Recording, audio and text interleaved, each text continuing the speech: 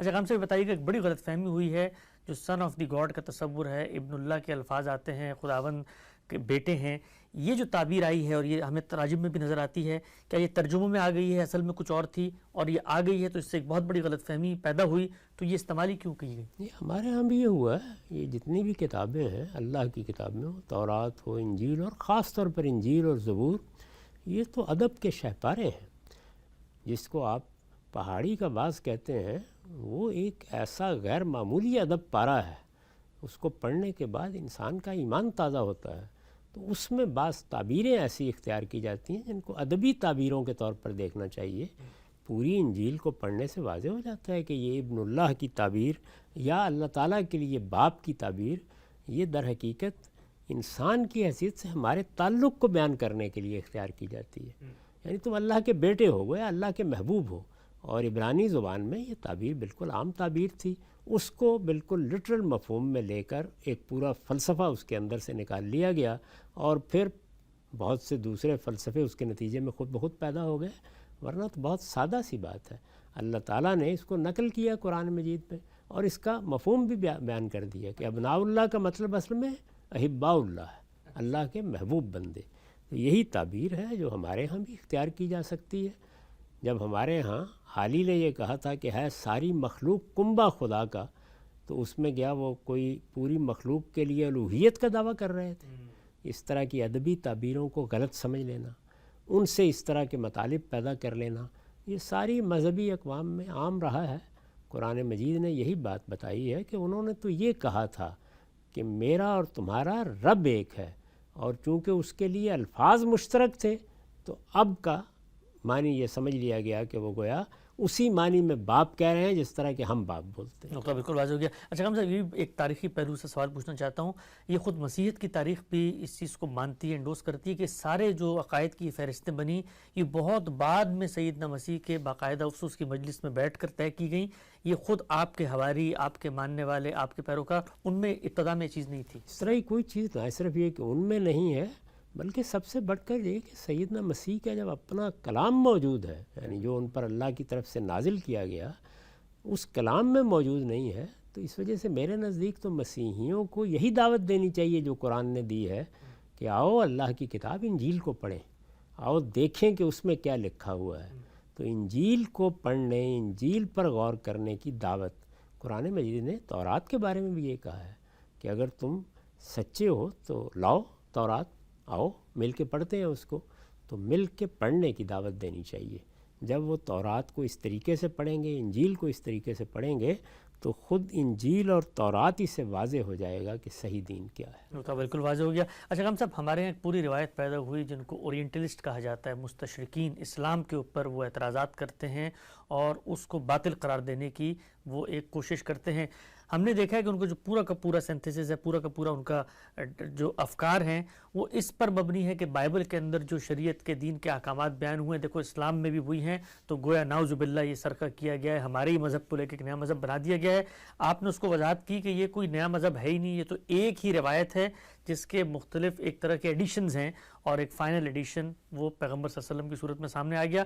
مسیح پوچھتے ہیں کہ پھر جو پچھلا نقطہ نظر ہے ہمارے پاس، جو اللہ کی ہدایت موجود ہے، اس کے بارے میں پھر آپ لوگوں کی کیا رائے ہے؟ اس میں شریعت کے احکامات بیان ہوئے ہیں، اگر اللہ کی ہدایت حتمی ہے اور وہ بالکل قول فیصل حرف آخر کی طرح آتی ہے، تو پھر ہماری ہدایت نل اینڈ وائٹ کیسے ہو گئی؟ وہ بھی تو ورڈ آف گاڈ ہے۔ کس نے کہا ہے نل اینڈ وائٹ ہو گئی؟ یعنی جو ہدایت ان کے ہاں موجود ہے، اصول میں وہی ہدایت قرآن میں بیان کی گئی ہے۔ جن عقائد کی ان کو تعلیم دی گئی ہے، قرآن بھی انہی عقائد کی تعلیم دنیا کو دیتا ہے۔ جن اخلاقی اصولوں کا ان کو پابند کیا گیا ہے، قرآن مجید بھی انہی اصولوں کا پابند کرتا ہے۔ تطہیر بدن ہو، تطہیر خور و نوش ہو، اسی طریقے سے تطہیر اخلاق، وہ ان کا بھی بنیادی مقصد ہے، قرآن مجید کا بنیادی مقصد بھی وہی ہے۔ تو اس میں تو کوئی فرق نہیں ہے۔ البتہ شریعت کے احکام کے معاملے میں چند چیزیں جان لینی چاہیے، اور وہ یہ کہ شریعت جب بھی دی جاتی ہے تو اس میں کچھ چیزیں وہ ہوتی ہیں جن کا تعلق مخاطب قوم سے ہوتا ہے، کچھ چیزیں وہ ہوتی ہیں جن کا تعلق پیغمبروں سے ہوتا ہے۔ وہ قرآن مجید میں بھی ہے، اسی طریقے سے ہے۔ ان چیزوں کو سمجھا جاتا ہے کہ وہ کہاں سے متعلق ہیں، اور کچھ چیزیں ایسی ہوتی ہیں جن کو خود قرآن نے بیان کیا کہ جو کسی قوم کی سرکشی کے نتیجے میں سزا کے طور پر آتی ہیں۔ وہ چیزیں ہیں جن کو قرآن نے بالکل الگ کر کے بتا دیا ہے کہ اس کا باعث یہ اور یہ ہوا ہے۔ اصل شریعت بالکل وہی ہے جو تورات کی شریعت ہے، اسی شریعت کو آگے بڑھا دیا گیا ہے۔ تو بالکل واضح ہو گیا۔ آخری چند سوالات غام صاحب جو مسیحی روایت اسلام کے ماننے والوں سے پوچھتی ہے، سیدنا مسیح کو صلیب دی گئی، وہ دنیا سے رخصت ہو گئے، یہ دعویٰ ہے مسیحیوں کا، اور ان کی یہ رخصتی اصل میں ایک طرح کا کفارہ بن گئی ہے، سیلویشن کا پورا عقیدہ اس سے نکلتا ہے جو غلطی انسان سے ہوئی تھی۔ اسلام کیا کہتا ہے؟ ان کو جب دنیا سے اٹھایا گیا تو کیسے اٹھایا گیا؟ صلیب دی گئی تو کیا ہوا؟ اور اللہ تعالیٰ نے اگر اس سے پہلے اٹھا لیا تو پھر کس کو صلیب دی گئی؟ اس سب پہ قرآن کا کیا نقطہ نظر ہے؟ قرآن مجید پیغمبروں کے بارے میں جس خصوصی قانون کو بیان کرتا ہے، اس کی روح سے اللہ تعالیٰ نے واضح کر دیا ہے کہ پیغمبر مغلوب نہیں ہوتے۔ چنانچہ یہ بتایا گیا ہے کہ لاغلبن انا ورسلی، سیدنا مسیح بھی اللہ کے رسول تھے۔ تو رسول کی حیثیت سے جب ان کی قوم نے فیصلہ کر لیا، یا ان کی قوم کے بڑوں نے، کاہنوں نے، ان کے مذہبی رہنماؤں نے، کہ وہ مسیح کو اب دنیا ہی سے رخصت کر دینا چاہتے ہیں، تو اللہ تعالیٰ کہتے ہیں کہ ہم نے اپنی خصوصی عنایت سے ان کو اپنی طرف اٹھا لیا، وہ ان کو ہاتھ بھی نہیں لگا سکے۔ چنانچہ قرآن نے بیان کیا ہے کہ ما قتلوہ و ما صلبوہ، نہ وہ ان کو قتل کر سکے نہ ان کو صلیب دے سکے۔ اس واقعے کی قرآن نے شدت کے ساتھ نفی کر دیا اور یہ کہا ہے کہ یہ بات سمجھ لو کہ ہم نے اپنے پیغمبر کو تمہیں ہاتھ لگانے کی اجازت بھی نہیں دی۔ یہ تو واضح کر دیا ہے۔ اب اس کے بعد یہ کہ ہوا کیا، یعنی یہ غلط فہمی پیدا کیسے ہو گئی، تو قرآن اس کے لیے یہ کہتا ہے کہ ولیکن شبہ لہم، معاملہ ان کے لیے مشتبہ کر دیا گیا۔ اس کی کوئی تفصیل نہیں کرتا، لیکن جو انجیل کے مختلف ورژن ہیں یا مختلف صورتوں میں لوگوں نے اس کو مرتب کیا، اس میں برنباس کی انجیل میں بڑی قرین قیاس بات بیان ہوئی ہے، اور وہ یہ ہے کہ ان کے حواریوں میں سے جس نے ان کی مخبری کی تھی، وہ بھی ظاہر ہے کہ ایک بڑے جرم کا ارتکاب کر رہا تھا، تو اللہ تعالیٰ نے اس کو بھی سزا دی، اور وہ سزا اس طریقے سے دی کہ جب گرفتار کرنے کے لیے لوگ پہنچے تو سیدنا مسیح کو تو اللہ کے فرشتے اٹھا لے گئے اپنے پاس، لیکن اس کی صورت بالکل وہی کر دی گئی جو سیدنا مسیح کی صورت تھی۔ اسی کو مسیح سمجھ کر صلیب دے دی گئی۔ اس سے یہ غلط فہمی بہت عام ہو گئی، اور بعد میں جب صلیب سے اتارا گیا تو یہ معلوم ہوتا ہے کہ خود صلیب دینے والوں پر بھی یہ حقیقت واضح ہو گئی کہ وہ کیا کر بیٹھے ہیں، لیکن اب کون اس کا اعتراف کرتا؟ تو ہر ایک نے اس صورتحال کو پھر مشتبہ ہی بنانے کی صحیح کی۔ آج تک وہ اسی صورت میں موجود ہے۔